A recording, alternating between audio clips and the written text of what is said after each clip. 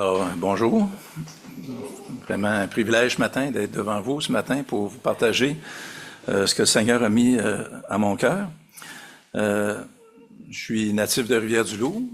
Suzanne vient de Saint-Alexandre. On s'est rencontrés souvent lorsqu'elle venait visiter sa mère. Puis Alain est venu étudier au cégep de Rivière-du-Loup. On a eu l'occasion de l'héberger quelque temps, le temps qu'il se trouve un logement pour sa famille. Fait que on apprécie revoir des visages qu'on connaît bien. Et puis, justement, on a lu ce matin « Je me prosterne dans ton Saint-Temple avec crainte ».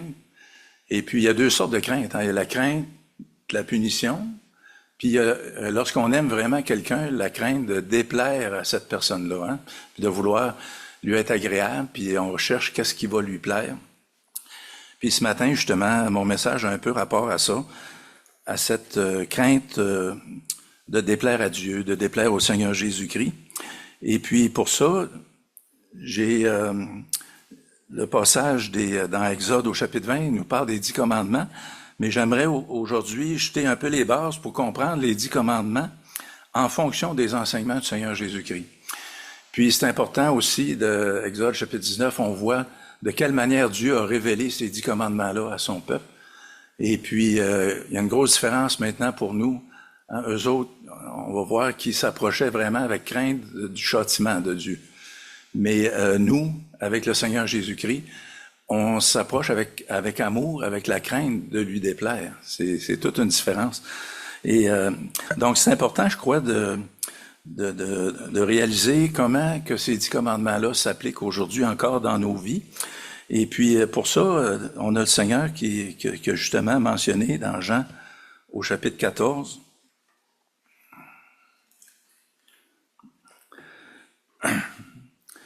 Il dit, au verset 21, il dit, « Celui qui a mes commandements et qui les garde, c'est celui qui m'aime. Et celui qui m'aime sera aimé de mon Père, je l'aimerai et je me ferai connaître à lui. » Donc, ce désir de garder les commandements, c'est par amour, par ce désir de plaire à Dieu, de plaire au Seigneur Jésus-Christ, parce qu'il nous a sauvés. Et ça nous... dans Matthieu, au chapitre 5 aussi, on peut lire un avertissement qui a été donné au verset 18, que le Seigneur a donné, « Car je vous le dis en vérité, tant que le ciel et la terre ne passeront point, il ne disparaîtra pas de la loi un seul iota, ou un seul trait de lettre, jusqu'à ce que tout soit arrivé. Celui donc qui supprimera l'un de ses plus petits commandements et qui enseignera aux hommes à faire de même, sera appelé le plus petit dans le royaume des cieux. Mais celui qui les observera et qui enseignera à les observer, celui-là sera appelé grand dans le royaume des cieux. » Alors on voit ici l'importance de considérer les commandements, les ordonnances, les lois que Dieu nous a données, puis de chercher à les accomplir dans notre vie par pure grâce que le Seigneur nous fait. Et puis, il y a cette grande commission que le Seigneur a donnée, Matthieu 28. Souvent, on cite juste la première partie, mais on oublie la deuxième partie. Faites de toutes les nations des disciples, les baptisant au nom du Père, du Fils et du Saint-Esprit. Mais il a rajouté « et enseignez-leur à observer quoi? Tout ce que je vous ai prescrit. » Tout ce que je vous ai prescrit. Puis, je crois que souvent, on perd de vue cette crainte-là de déplaire à Dieu en n'observant pas, en cherchant pas à observer ou en cherchant à raisonner la parole pour l'adapter à notre pensée ou à notre philosophie du monde. Et puis, c'est ce qui est important aujourd'hui d'approfondir, si on veut. Dans l'Ancien Testament, il y a beaucoup de lois, beaucoup de commandements, beaucoup d'ordonnances. Donc, on peut se poser la question, lesquelles sont pour nous aujourd'hui? Donc, je pense que c'est important de comprendre la différence entre le peuple juif et nous. Dans l'Ancien Testament, il y avait 3 sortes de lois. Il y avait les lois civiles, les lois cérémonielles, puis les lois morales ou spirituelles, si on veut, dont les 10 commandements font partie.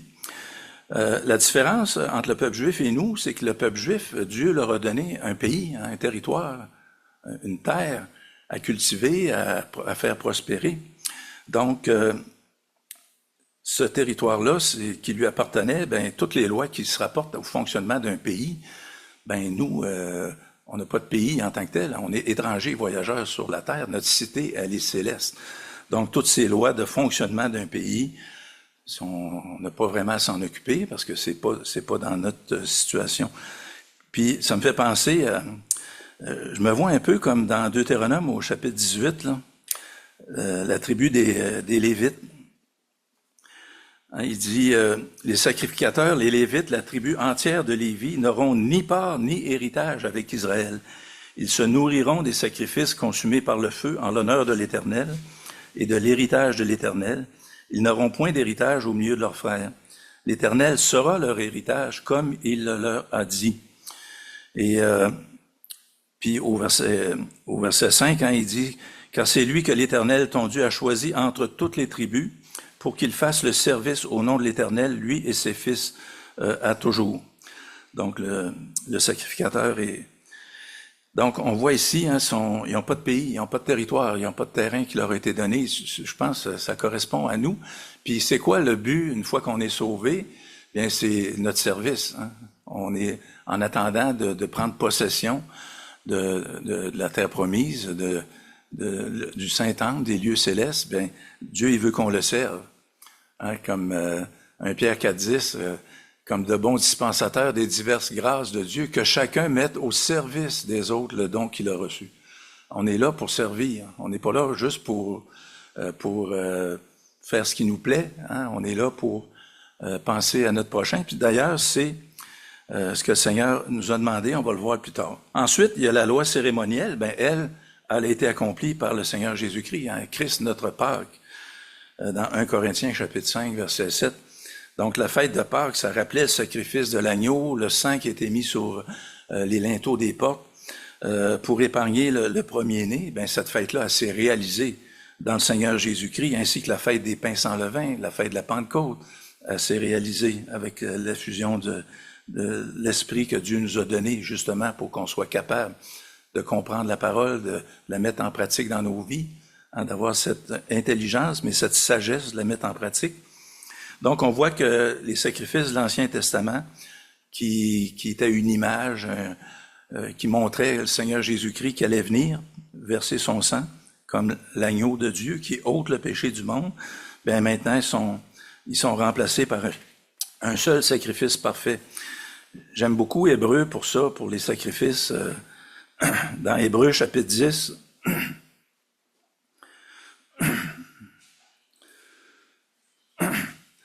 Hébreux chapitre 10 au verset 8, puis juste avant, le Seigneur dit, hein, « Voici, je viens pour faire, ô Dieu, ta volonté. » Après avoir dit d'abord, « Tu n'as voulu et tu n'as agréé ni sacrifice ni holocauste. » Le sacrifice d'animaux, ça pouvait pas enlever le péché. Donc, il dit ensuite, « Voici, je viens pour faire ta volonté. » Il supprime ainsi la première chose pour établir la seconde. C'est en vertu de cette volonté que nous sommes sanctifiés par l'offrande du corps de Jésus-Christ, une fois pour toutes. Imaginez, une fois, il n'y a plus besoin d'être répété, ces sacrifices-là.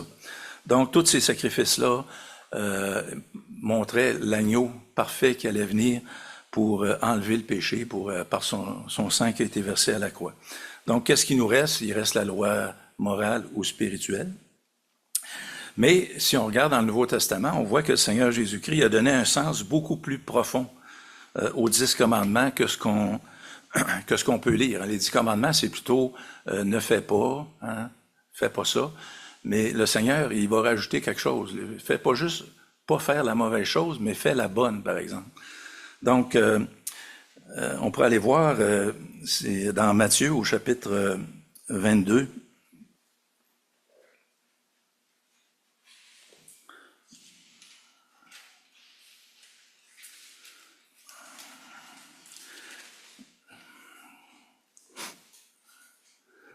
Verset 36, un des pharisiens qui était docteur de la loi a posé une question au Seigneur, hein, verset 36. « Maître, quel est le plus grand commandement de la loi? » Jésus lui répondit, il répond, le plus grand, « Tu aimeras le Seigneur ton Dieu de tout ton cœur, de toute ton âme et de toute ta pensée. C'est le premier et le plus grand commandement. Et voici le second qui lui est semblable. Tu aimeras ton prochain comme toi-même. De ces 2 commandements dépendent toute la loi et les prophètes. » Donc, on voit qu'il rajoute la dimension, pas juste pas faire de mal, mais aimer son prochain comme soi-même. Là, ça implique beaucoup plus que juste pas le blesser. Ça veut dire de l'aider quand il est dans une mauvaise situation. Puis, lorsqu'on y pense, les 10 commandements, c'est vraiment, hein, c'est vraiment résumé vraiment par ces deux paroles-là du Seigneur. Hein, les 4 premiers commandements, c'est comment je vais aimer Dieu. Hein, de ne pas avoir d'autres dieux devant ta face, de ne pas faire de représentation quelconque des choses qui sont dans les cieux, sur la terre, dans les eaux, de ne pas prendre le nom de l'Éternel en vain, d'honorer le jour du sabbat, donc parce que Dieu s'est reposé le 7e jour. Puis les 6 autres, ben ça a tout rapport à comment aimer notre prochain, hein, honorer ses parents, de ne pas tuer, de ne pas commettre d'adultère, de ne pas voler, de ne pas porter de faux témoignages. Puis le 10e, qui touche à un aspect que le Seigneur va toucher aussi, la convoitise, hein, pas convoiter ce qui appartient à notre prochain, dont sa femme en particulier. Et puis ça, c'est répété aussi dans Romains, au chapitre 13, l'apôtre Paul dit aussi que ça résume les 10 commandements. Le verset 8, il dit, Romains 13, 8, il dit, « Ne devez rien à personne si ce n'est de vous aimer les uns les autres, car celui qui aime les autres a accompli la loi. » En effet, les commandements, on voit qu'il reprend ces commandements-là. Tu ne commettras point d'adultère, tu ne tueras point, tu ne déroberas point, tu ne convoiteras point. Et ceux qu'il peut encore y avoir se résument dans cette parole, tu aimeras ton prochain comme toi-même. Donc, on voit qu'il valide ces commandements-là, mais on rajoute la dimension d'aimer son prochain. Puis même le Seigneur, il a confirmé hein, ces commandements-là dans Luc au chapitre 18.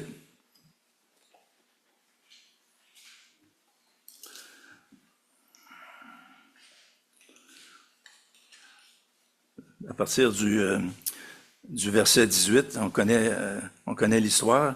Un chef qui a interrogé Jésus et dit, « Bon maître, que dois-je faire pour hériter la vie éternelle? » Jésus lui répondit, « Pourquoi m'appelles-tu bon? Il n'y a de bon que Dieu seul. » C'est vrai, hein?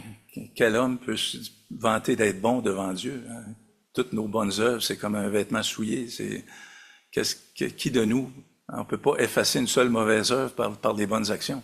Comment est-ce qu'on va juger que ce qu'on a fait est suffisant? Dieu nous a dit comment, par exemple? C'est le sang que le Seigneur a versé à la croix. Donc, il dit, tu connais les commandements, tu commettras point d'adultère, tu ne tueras point, tu ne déroberas point, tu ne diras point de faux témoignages, honore ton père et ta mère. Puis là, en plus, il répond, j'ai, dit-il, observé toutes ces choses dès ma jeunesse. Jésus, ayant entendu cela, lui dit, te manque encore une chose, vends tout ce que tu as, distribue-le aux pauvres, et tu auras un trésor dans le ciel, puis viens et suis-moi. Lorsqu'il entendit ces paroles, il devint tout triste, car il était très riche. On voit qu'il a oublié d'aimer son prochain comme soi-même, puis d'aider ceux avec ses richesses qui sont dans le besoin. Mais pour lui, il avait accompli ces commandements-là, mais il a oublié cet aspect-là de venir en aide aux nécessiteux. Puis dans Matthieu, chapitre 5, on voit qu'il ajoute justement un peu la pensée qui est dans le 10e commandement de la convoitise. On connaît bien cet aspect-là dans Matthieu chapitre 5, verset 21. On voit qu'il vient rajouter quelque chose au 6e commandement de ne pas tuer. Vous avez entendu qu'il a été dit aux anciens, tu ne tueras point. Celui qui tuera est passible de jugement. Mais moi, je vous dis que quiconque se met en colère contre son frère est passible de jugement. Que celui qui dira à son frère, Raka, mérite d'être puni par le Sanhédrin, et que celui qui lui dira, insensé, mérite d'être puni par le feu de la géhenne. Donc, on voit que ça va beaucoup plus loin que de ne pas faire l'action de tuer. Puis, on voit que c'est tout vient de la pensée des convoitises, comme le verset dans Matthieu 5, 27 par rapport à l'adultère. Hein. Il dit, tu ne commettras point d'adultère, mais moi je vous dis que quiconque regarde une femme pour la convoiter a déjà commis un adultère avec elle dans son cœur. Donc on voit qu'il rajoute cet aspect-là en plus de l'aspect d'aimer son prochain comme soi-même. Pourquoi est-ce que les 10 commandements n'étaient pas plus précis que ça? Ben, je pense que on a un peu peut-être une idée quand Le Seigneur Jésus, ils ont parlé de la lettre de divorce. Hein. Le Seigneur a répondu dans Matthieu 19, c'est à cause de la dureté de votre cœur que Dieu a permis ça, parce que il n'y en était pas ainsi au commencement. Donc, on voit encore que le Seigneur a même étendu encore plus loin le 6e commandement de ne pas tuer. On connaît la situation dans Luc au chapitre 10 avec le Samaritain, hein, où le docteur de la loi, encore une fois, demande « Qu'est-ce que je dois faire pour hériter la vie éternelle? » Puis il a répondu « Tu aimeras le Seigneur ton Dieu de tout ton cœur, de toute ton âme. » Au verset 27, là, Luc 10, 27. Et de toute ta pensée et ton prochain comme toi-même. Alors, on voit qu'il avait compris ça. Fait que là, le Seigneur lui a dit « Fais ça, puis tu vivras. » Mais lui, voulant se justifier, souvent c'est ça, on veut se justifier. Comment est-ce qu'on va appliquer la parole dans nos vies? Dit à Jésus « Qui est mon prochain? » Puis là, c'est là qu'il prend la parabole de l'homme qui a été chargé de coups, qui l'ont laissé à demi-mort. Puis là, le sacrificateur est passé, puis un lévite est passé, hein, des chefs religieux sont passés. Outre, ils l'ont vu dans la détresse, mais c'est pas moi qui l'a blessé. Mais le Samaritain, lui, est un ennemi du peuple juif. Il voulait même pas leur parler. Il a été ému de compassion, il l'a soigné, il a pourvu à l'hôtelier pour le garder le temps qu'il se rétablisse. Ben là, il vient d'ajouter cet aspect-là, hein, de faire du bien à notre prochain. Donc, on a toutes ces images-là, ces histoires-là dans le Nouveau Testament pour nous montrer qu'il faut approfondir plus les 10 commandements, puis comment est-ce qu'on peut les appliquer dans notre vie. Mais avant, j'aimerais qu'on regarde dans quelles circonstances la loi a été donnée dans Exode au chapitre 19. On va voir que c'était pas le peuple, là, il n'a pas trouvé ça drôle que Dieu se présente sur la montagne. Si on va dans Exode chapitre 19, le verset 12, Dieu a demandé à Moïse, il dit, « Tu fixeras au peuple des limites tout autour et tu diras, gardez-vous de monter sur la montagne ou d'en toucher le bord. Quiconque touchera la montagne sera puni de mort. On ne mettra pas la main sur lui, mais on le lapidera. » Parce que pour mettre la main sur lui, il faudrait traverser la limite, hein? Il faudrait s'approcher plus près. Ou on le percera de flèches, animal ou homme, il ne vivra point. Quand la trompette sonnera, ils s'avanceront près de la montagne. Ensuite, au verset 16, on voit qu'est-ce qui est arrivé lorsque Dieu est descendu sur le mont Horeb pour donner les 10 commandements de vive voix. Puis ensuite, il les a écrits dans la pierre. Donc, au verset 16, le 3e jour au matin, il y eut des coups de tonnerre, des éclairs, une épaisse fumée sur la montagne. Le son de la trompette retentit fortement, et tout le peuple qui était dans le camp fut saisi d'épouvante. Alors ça, c'est ça, cette crainte-là d'être puni, cette crainte-là de recevoir ce qu'on mérite finalement. Hein?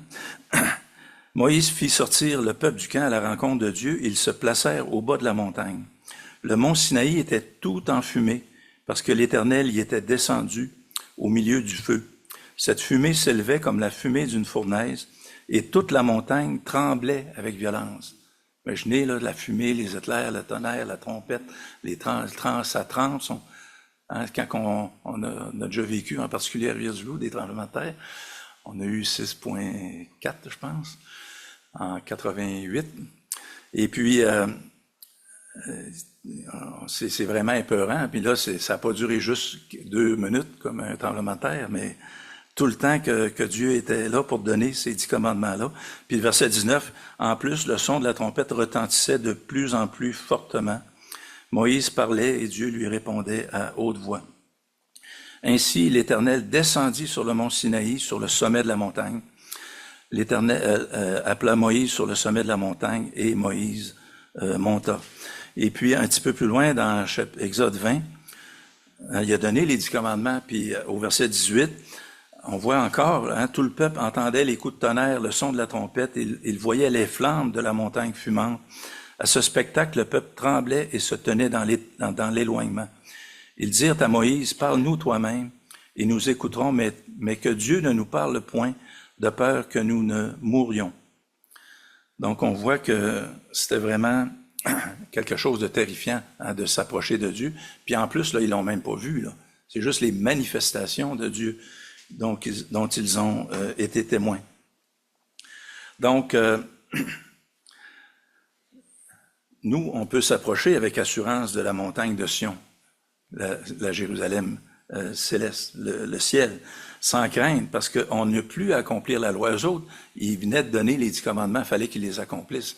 Donc, c'est sûr que tu restes dans cette crainte-là, parce que la parole nous dit que la loi, c'est un précepteur, c'est pour nous montrer qu'on est incapable d'accomplir la loi par nous-mêmes.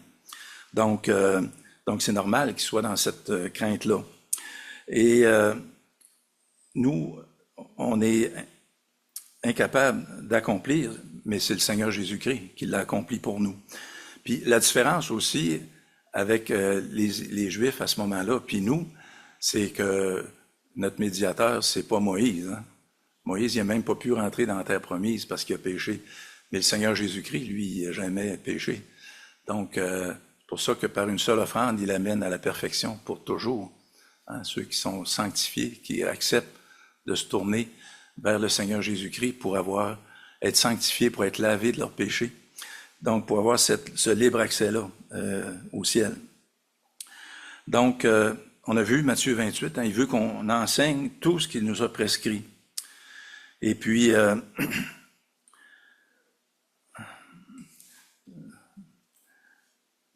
donc on voit, ici, on a vu Moïse que Dieu lui parlait, puis il parlait au peuple.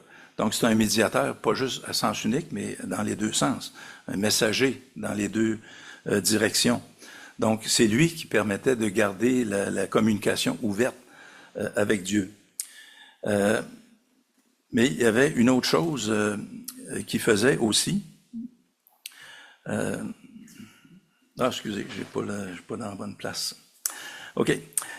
On voit que pour le peuple, c'était pas sécuritaire pour le peuple de monter parce qu'il avait fixé des limites, ceux qui franchissaient la limite devant la gloire de Dieu, puis ils étaient encore dans leur péché, naturellement. C'était une mort instantanée qui les attendait. Donc, on voit que Dieu a pris une précaution pour dire à Moïse de mettre une limite que le peuple ne devait pas franchir. Ça, c'est un symbole de la vaste, de l'énorme distance qu'il y a entre le Créateur puis sa créature, sa création, entre la pureté de Dieu puis notre péché, notre dépravation. C'était impossible de s'approcher de Dieu dans ces circonstances-là, dans l'état de cœur dans lequel ils étaient. Donc, on a vu, ce qui ont été témoins, c'est une des manifestations les plus extraordinairement épeurantes, terrifiantes de la puissance divine que quiconque a jamais pu expérimenter. Toutes les forces, les puissances de la nature se sont déchaînées sur la montagne. On a vu les éclairs, le tonnerre, les ténèbres, la fumée, le feu, le tremblement de terre. Donc, puis il y avait aussi la trompette, qui avait un son qui retentissait de plus en plus fortement.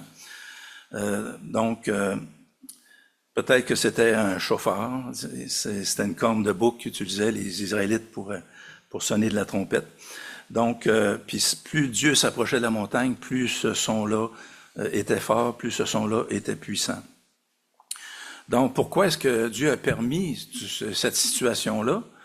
Ben, c'est pour inspirer la crainte de désobéir aux 10 commandements qu'il allait donner, pour avoir cette crainte-là de Dieu, puis de continuer à vivre comme ils vivent, sans suivre les commandements que Dieu veut leur donner, va leur donner. Donc, la fumée âcre dans l'air, le feu qui émet une chaleur intense, la montagne qui tremble sous leurs pieds. On voit qu'ils ont été vraiment terrifiés, ils ont tremblé de tout leur corps, comme on a vu au chapitre 19, au chapitre 20, tellement qu'ils ont eu peur de mourir. Donc, on voit qu'il y a plusieurs leçons à apprendre sur cette montagne-là de Dieu pour nous aujourd'hui, parce qu'elle nous enseigne sur Dieu, sur la loi, puis sur notre péché aussi. La leçon, la première que Dieu veut montrer, c'est qu'il est totalement impressionnant, plus grand que nous. C'est lui qui a créé l'univers. Tout dans cette scène-là, c'était destiné à démontrer sa majesté suprême au-delà de tout ce qu'on connaît. le pouvoir impressionnant du Dieu Tout-Puissant. Puis pourtant, ils l'ont même pas vu, ils ont juste vu les manifestations de sa présence, de sa puissance. Puis Romains 1 nous dit, toute l'immensité des cieux, ça nous révèle la grandeur, la majesté de Dieu, etc., toute la création. Comment est-ce que toutes ces choses-là peuvent exister avec un tel ordre? Souvent, on parle d'évolution, peut que c'est arrivé par hasard sur des millions d'années. Mais moi, si je me promène dans une forêt pendant des heures, puis que par hasard, j'arrive dans le milieu de la forêt, puis que je vois une maison toute construite, je dirais jamais c'est arrivé par hasard. Là. C'est arrivé, ça a pris des millions d'années pour que la maison se construise. Je vais dire, non, il y a quelqu'un qui a fait ça. Là. Par chance, c'est impossible que ces choses-là puissent arriver. Tout ce qu'on voit de construit, c'est par l'ingéniosité de l'homme. Mais quand on regarde la complexité d'un corps humain, c'est comment est-ce qu'on peut penser que ça a pu arriver par hasard, toutes les interactions, etc. Ça dépasse l'entendement. Il faut vraiment réaliser que ça prend quelqu'un pour avoir créé toutes ces choses-là, avec tout ce fonctionnement-là qui est admirable, qui se fait sans même qu'on y pense, là, finalement. Donc, le feu, la fumée, l'autre aspect que ça transmet, c'est l'admiration irrésistible, le mystère, la force dramatique de la présence de Dieu. Tout le but de ça, c'est de révéler qui est Dieu. Ils en ont eu déjà un aperçu avec les plaies d'Égypte, la nuée, la colonne de feu, lorsqu'ils se déplaçaient dans le désert.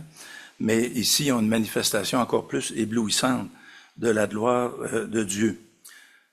Chacun de ces phénomènes-là naturels, ça révèle un aspect différent du caractère de Dieu. Le tonnerre, tremblement de terre, ça manifeste sa puissance. Le nuage, c'est un signe de son... C'est sombre, un nuage. Comment est-ce qu'on peut comprendre Dieu? C'est un mystère pour nous de comprendre Dieu dans toute son essence, dans tous ses attributs, dans tout son caractère. Le feu, c'est un signe de sa sainteté, de sa pureté éclatante et consumante. On sait que le feu, ça attire, mais en même temps, si on s'en approche trop, on se brûle, puis là, ça repousse aussi, on fait attention. Donc, on est attiré par la chaleur, par sa beauté, mais en même temps, on s'approche pas trop par crainte de se brûler. Les Juifs, ils pouvaient pas à cause de leur péché. Mais nous, maintenant, on peut s'approcher de Dieu avec assurance à cause du Seigneur Jésus-Christ. Donc, on n'a plus cette crainte-là, mais ça nous montre vraiment Dieu dans toute sa beauté, dans tout son amour, qui nous a donné son Fils. On voit que Dieu a montré aux Israélites sa gloire aussi, parce qu'il voulait qu'ils écoutent Moïse. Il voulait qu'ils écoutent ce qu'il avait à leur dire. Si Moïse n'avait pas vu ces manifestations-là, Moïse était descendu pour leur donner la loi, il aurait dit, ça vient pas de Dieu, c'est toi qui a inventé ça. D'ailleurs, il dit dans Exode chapitre 19, verset 9, c'est l'Éternel qui a dit à Moïse, « Voici, je viendrai vers toi dans une épaisse nuée, afin que le peuple entende quand je te parlerai et qu'il aura toujours confiance en toi. » Moïse rapporta les paroles du peuple à l'Éternel. Donc, on voit que Dieu a pensé à ça. Il voulait qu'il écoute Moïse. Puis nous, il veut qu'on écoute le Seigneur Jésus-Christ. Celui, c'est mon Fils bien-aimé, en qui j'ai mis toute mon affection. Écoutez-le. C'est lui qui nous révèle que c'est seulement par son sacrifice qu'on peut avoir un libre accès auprès de Dieu. Il y a des docteurs qui ont essayé d'expliquer ce qui est arrivé sur la montagne par des phénomènes naturels. Ça devait être un volcan avec le feu, la fumée, le tremblement de terre. Puis là, ils essayent de trouver un volcan pour localiser le mont Sinaï. Mais il y a plus que ça. Il y a le son de la trompette qui retentit de plus en plus fort. Il y a Moïse qui parle, Dieu qui lui répond, etc. Il n'y a pas d'explication naturelle pour ça. Puis on voit que c'est un phénomène qui est surnaturel. Puis tous les phénomènes naturels qui se produisent, c'est pour démontrer, c'est des démonstrations de la puissance surnaturelle de Dieu. Donc, en prouvant sa présence par tous ces signes-là, Dieu confirme que c'est lui qui a parlé à Moïse. Puis le Seigneur, bien Dieu a confirmé que c'est lui qui parlait par lui parce qu'il a guéri des paralytiques, etc. Qui peut pardonner les péchés si ce n'est Dieu seul? Tous les miracles qu'il a fait, les paroles qu'il a dites, etc. Jamais homme n'a parlé comme cet homme. Les Sadducéens qui ont essayé de le confondre, puis que c'est eux autres qui ont été confondus, les pharisiens. Personne, qui de vous me convaincra de péché?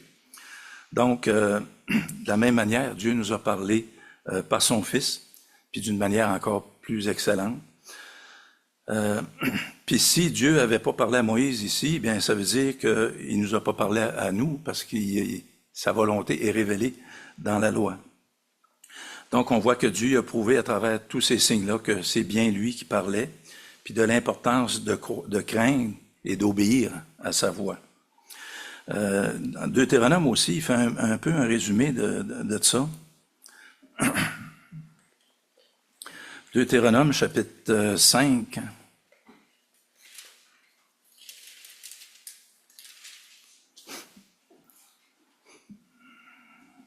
Où c'est Moïse qui résume un peu ce qui est arrivé. Au verset 2, il dit « L'Éternel, notre Dieu, a traité avec nous une alliance à Horeb, ou le mont Sinaï. L'Éternel, au verset 4, vous parla face à face sur la montagne du milieu du feu. Je me tins alors entre l'Éternel et vous pour vous annoncer la parole de l'Éternel, car vous aviez peur du feu, et vous ne montâtes point sur la montagne. Il dit, je suis l'Éternel, ton Dieu, qui t'a fait sortir du pays d'Égypte, de la maison de servitude. » Puis là, il répète ces commandements-là. Et puis au verset 22, on lit « Telles sont les paroles que prononça l'Éternel à haute voix sur la montagne, du milieu du feu, des nuées et de l'obscurité, et qu'il adressa à toute votre assemblée sans rien ajouter. Il les écrivit sur 2 tables de pierre qu'il me donna. Lorsque vous eûtes entendu la voix du milieu des ténèbres, et tandis que la montagne était tout en feu, vos chefs de tribus et vos anciens s'approchèrent tous de moi, et vous dites, voici l'Éternel, notre Dieu, nous a montré sa gloire et sa grandeur, et nous avons entendu sa voix du milieu du feu. Aujourd'hui, nous avons vu que Dieu a parlé à des hommes, et qu'ils sont demeurés vivants. Et maintenant, pourquoi mourrions-nous? Car ce grand feu nous dévorera si nous continuons à entendre la voix de l'Éternel, notre Dieu, nous mourrons. Quel est l'homme, en effet, qui ait jamais entendu comme nous la voix du Dieu vivant, parlant du milieu du feu, et qui soit demeuré vivant? Puis là, il demande à Moïse, approche-toi et écoute tout ce que dira l'Éternel, notre Dieu. Tu nous rapporteras toi-même tout ce que te dira l'Éternel, notre Dieu. Nous l'écouterons et nous le ferons. Puis là, au verset 28, l'Éternel entendit les paroles que vous m'adressâtes, et l'Éternel me dit, j'ai entendu les paroles que ce peuple t'a adressées. Tout ce qu'ils ont dit est bien. Oh, verset 29, oh, s'il j'avais toujours ce même cœur pour me craindre et pour observer tous mes commandements, afin qu'ils soient heureux à jamais, eux et leurs enfants. Dieu était d'accord que le peuple demande à Moïse. Puis on est d'accord que ce soit le Seigneur Jésus-Christ qui est allé vers Dieu pour nous. Dans l'état dans lequel on était, sans lui, bien, on serait mort, on serait séparés de Dieu à cause de nos péchés. Donc, parce qu'eux ont entendu la voix de Dieu, ben nous, on entend la voix de Dieu aujourd'hui. Ce ne sont pas les écrits de Moïse, mais bien ceux de Dieu, comme pour le reste, la parole de Dieu. Donc, on doit les écouter avec la même crainte que le peuple a eu au mont Horeb ou au mont Sinaï. On pourrait aller voir dans 2 Pierre au chapitre 1.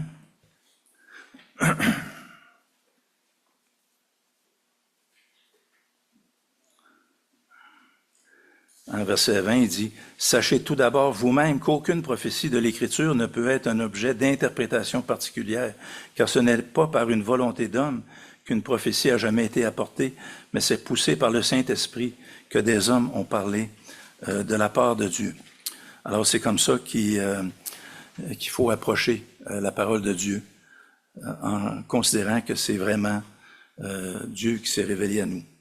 Donc, on voit que Dieu avait donné à son peuple vraiment un privilège extraordinaire en les rencontrant au mont Sinaï. Donc, comme chrétiens, nous, on bénéficie d'un privilège encore plus grand. Et puis, dans Hébreux chapitre 12, on voit le contraste entre le mont Sinaï puis le mont Sion, entre la terreur de la loi puis la grâce de l'Évangile. Si on va dans Hébreux chapitre 12, c'est vraiment extraordinaire ce verset-là qui nous relate ce qui est arrivé aux Juifs sur le mont Sinaï. Verset 18, il dit « Vous ne vous êtes pas approchés d'une montagne qu'on pouvait toucher et qui était embrasée par le feu, ni de la nuée, ni des ténèbres, ni de la tempête, ni du retentissement de la trompette, ni du bruit des paroles, tels que ceux qui l'entendirent demandèrent qu'il ne leur en soit pas adressé une de plus. » Comme on a vu dans Deutéronome. Car ils ne supportaient pas cette déclaration. Même si une bête touche la montagne, elle sera lapidée.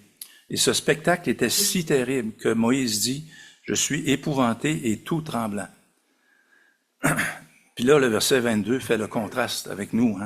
Mais vous, vous êtes approchés de la montagne de Sion, de la cité du Dieu vivant, la Jérusalem céleste, des myriades que forme le cœur des anges, de l'assemblée des premiers-nés inscrits dans les cieux, du juge qui est le Dieu de tous, des esprits des justes parvenus à la perfection, de Jésus qui est le médiateur de la nouvelle alliance et du sang de l'aspersion qui parle mieux que celui d'Abel. Alors on voit, verset 18, ils s'approchent avec crainte, ils ont peur d'entendre Dieu. Pourquoi? Parce que c'est les 10 commandements qui leur sont donnés. Puis ça, le but de ça, c'était de nous montrer qu'on est incapable par nous-mêmes d'accomplir la loi. Puis donc, on ne peut pas s'approcher de Dieu par nos œuvres. C'est par grâce qu'on est sauvé par le moyen de la foi. Cela ne vient pas de vous, c'est le don de Dieu. Donc, on voit vraiment qu'il faut s'approcher de Dieu par la grâce de Dieu qui s'est manifestée dans le Seigneur Jésus-Christ. Puis là, maintenant, on s'approche plus de Dieu avec cette crainte de lui avoir désobéi, en sachant, ayant la certitude qu'on lui désobéit finalement. Donc, on va être jugé pour ça. Mais maintenant, on s'approche par la personne du Seigneur Jésus-Christ, par pure grâce.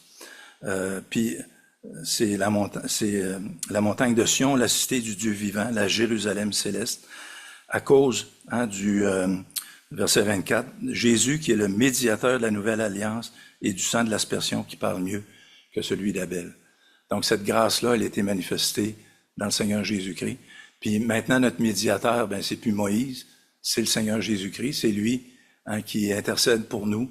On a un avocat auprès du Père, que lui, il est retourné au ciel. Moïse, il n'a pas pu rentrer dans la terre promise à cause de son péché lorsqu'il a frappé le rocher pour faire sortir de l'eau. Et puis, Dieu n'a pas permis qu'il rentre. Mais le Seigneur Jésus-Christ, lui, c'était le rocher dans 1 Corinthiens. C'est le rocher qui les suivait dans leur pèlerinage dans le désert, dans leur voyage. C'était Christ. Donc, c'est vraiment lui qui est notre source de vie. La source de vie, c'est le Seigneur Jésus-Christ qui nous donne cette assurance que maintenant, notre demeure est dans les lieux célestes en Christ. Donc, on voit la différence entre la crainte de punition, puis cette crainte-là, maintenant, celui qui m'aime garde mes commandements.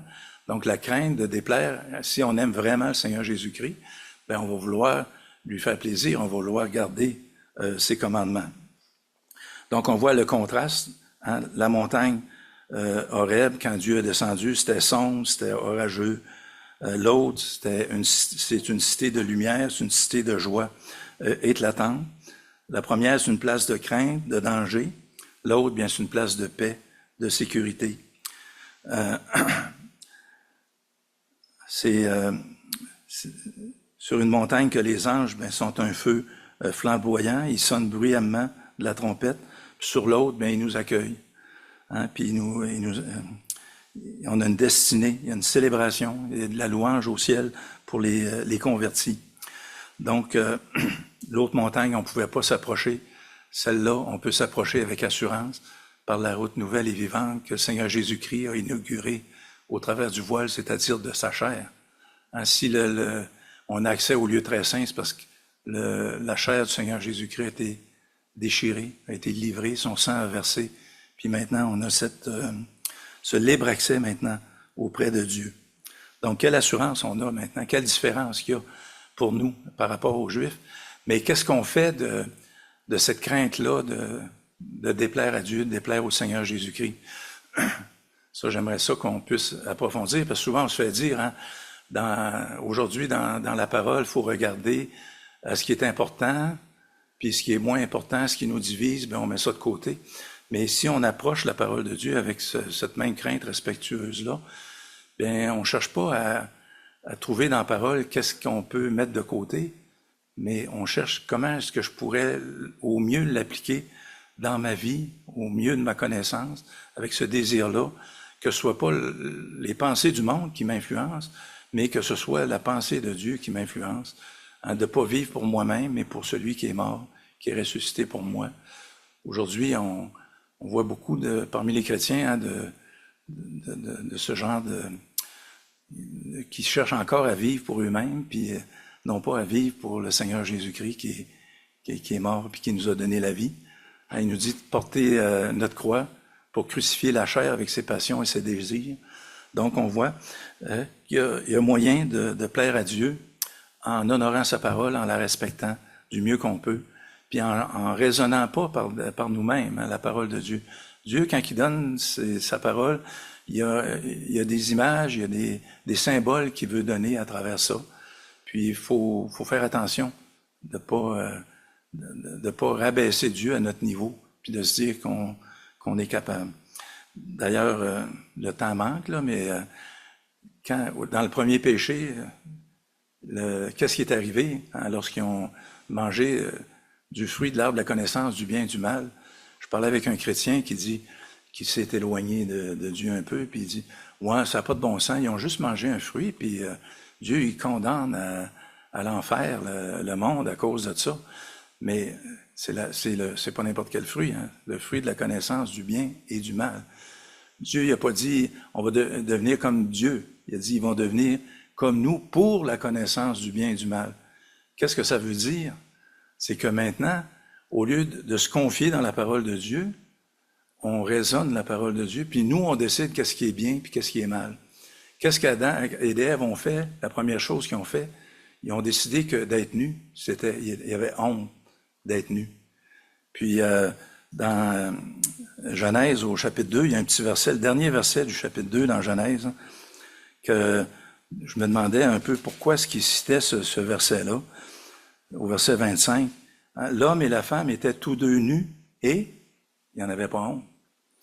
Puis quand Dieu est allé rencontrer l'homme suite à ça, qui ont péché en désobéissant à ce seul commandement-là que Dieu avait donné, l'homme puis la femme s'étaient cachés, puis ils s'étaient revêtus hein, de feuilles de figuier, parce qu'il y avait honte d'être nus, puis pourtant, auparavant, il n'y en avait pas honte. Fait que là, ils ont décidé que c'est mal d'être nus, puis que c'est bien de se couvrir. Mais c'est ça, aujourd'hui, c'est comme ça qu'on fonctionne, c'est comme ça qu'on raisonne la parole de Dieu. Nous autres, on décide qu'est-ce qui va plaire à Dieu, au lieu de se confier dans qu'est-ce que Dieu nous dit qui va lui plaire. Donc, ce péché-là, je pense même en étant chrétien, on tombe dans ce piège-là. Hein, on dit, ça c'est pas grave, ça c'est important. Qui suis-je pour décider dans la parole de Dieu qu'est-ce qui est important, qu'est-ce qui est pas important? Moi, c'est ça cette image-là dans Genèse, là, de l'homme qui décide là, que pour s'approcher de Dieu, là, faut qu'il s'habille parce qu'ils ont honte d'être nus. C'est l'histoire de l'humanité. Toutes les religions humaines on veut s'approcher de Dieu comme nous. On a décidé de s'approcher de Dieu, hein, avec des sacrifices, avec des offrandes, avec des bonnes œuvres. Puis cette idée-là, je la retrouve dans toutes les religions que moi je connais, en tout cas. Je la retrouve, cette idée-là, que je vais m'approcher de Dieu en faisant du bien, puis il va m'accepter. La seule manière qu'on peut être accepté, c'est par le Seigneur Jésus-Christ, par son sacrifice à la croix. Mais en tant que chrétien aussi, je pense qu'on tombe dans ce piège-là aussi, en disant dans la parole, il y a des choses que moi je prends, puis il y en a que je prends pas. Donc, c'est un appel vraiment à considérer la parole de Dieu avec cette crainte amoureuse-là de déplaire au Seigneur, puis de faire sa volonté du mieux qu'on peut, du mieux de notre connaissance, puis de vraiment réfléchir là, avant de dire que un verset, c'est plus pour aujourd'hui, ou examiner avec sérieux la parole de Dieu. Prions. Oui, Seigneur, merci encore une fois de ta grâce qui a été manifestée dans le Seigneur Jésus-Christ. Merci de nous donner cet amour, Seigneur, de garder ses commandements, cet amour de lui faire plaisir. Pas pour gagner notre ciel, parce que c'est lui qui l'a gagné, mais pour gagner son respect, ses félicitations. Un bon et fidèle serviteur, tu as été fidèle en peu de choses. Entre dans le repos de ton maître. Combien on aimerait recevoir ces félicitations-là du Seigneur. On te prie, Seigneur, de donner un cœur humble devant ta parole, un cœur respectueux, un cœur rempli d'amour, du désir de te plaire, de te servir et de se mettre à ton service, d'aimer notre prochain comme soi-même, mais de t'aimer par-dessus tout, d'aimer le Seigneur Jésus-Christ pour respecter tout ce qu'il nous a révélé, tout ce qu'il nous a dit, Seigneur. Et aide-nous à s'examiner puis à voir dans les situations où on a manqué cet amour, on a manqué à t'aimer, on a manqué à aimer notre prochain, comme toi tu nous as aimés. Et on te prie de nous bénir ce matin par ta parole et de nous diriger par ton esprit, dans le beau nom du Seigneur Jésus-Christ. Amen.